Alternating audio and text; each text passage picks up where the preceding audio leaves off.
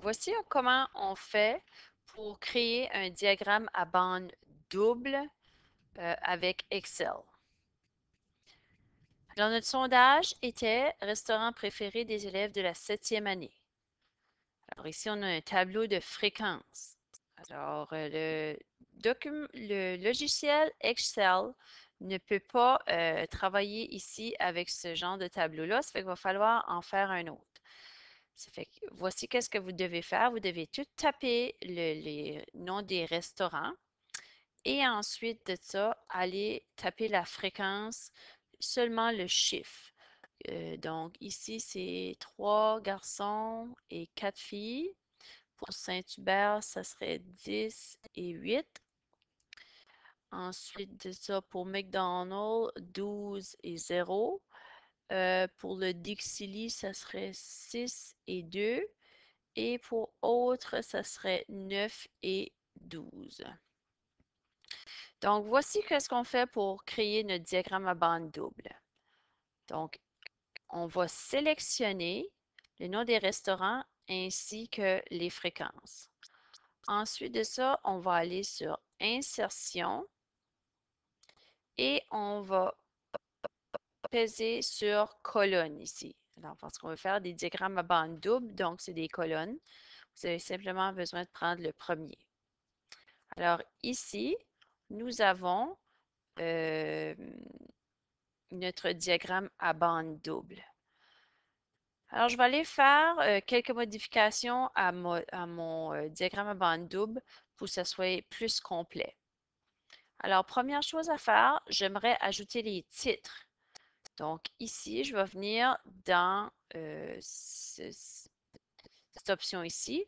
Et si je regarde comme il faut, je peux voir ici qu'il y a un titre sur le dessus, un titre sur l'axe des X et l'autre sur l'axe des Y. Donc, je vais appuyer sur celui-là pour être capable d'appliquer mes titres. Donc, ici, le gros titre, ça va être restaurant préféré. Donc, je le tape, restaurant préféré.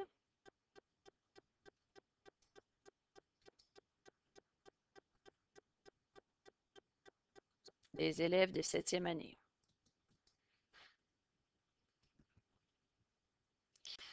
Donc, ici, sur l'axe des X, alors c'est la première colonne du tableau, ça va être les titres des restaurants.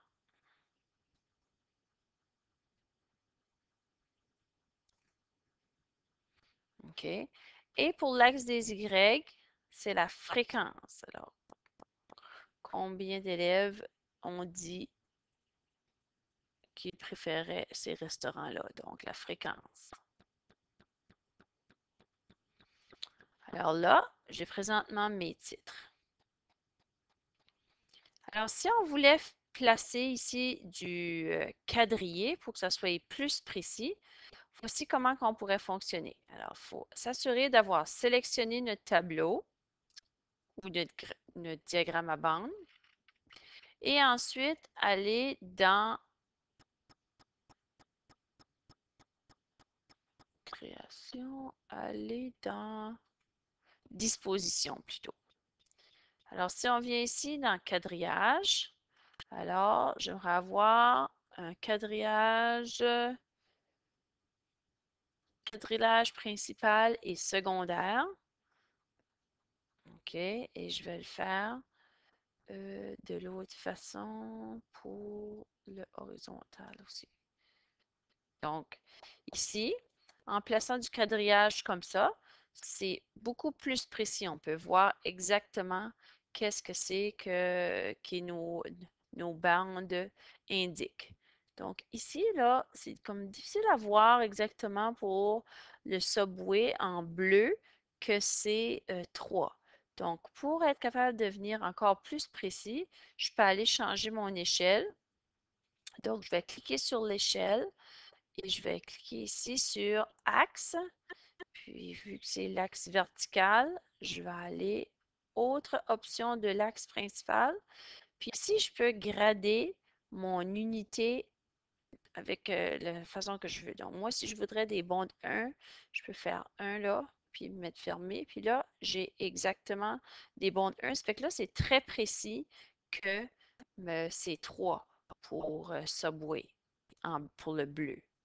Ah, une chose que j'ai oublié de faire, c'est ceci. Alors ici, là, série 1, série 2, plus précisément pour nous autres, ce serait des garçons et des filles.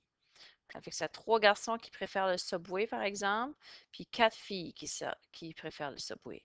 Donc ici, pour aller changer ma légende, je vais juste cliquer dessus et je vais y aller dans Création à nouveau.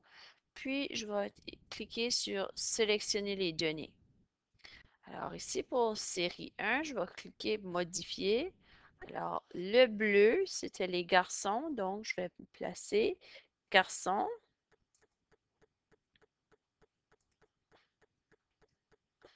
Je vais appuyer sur le OK. Et pour la série 2, que les filles, donc je vais cliquer sur série 2, puis je vais aller écrire filles. Cliquer sur OK. Bon, donc de cette façon, mon graphique est plus complet et plus clair.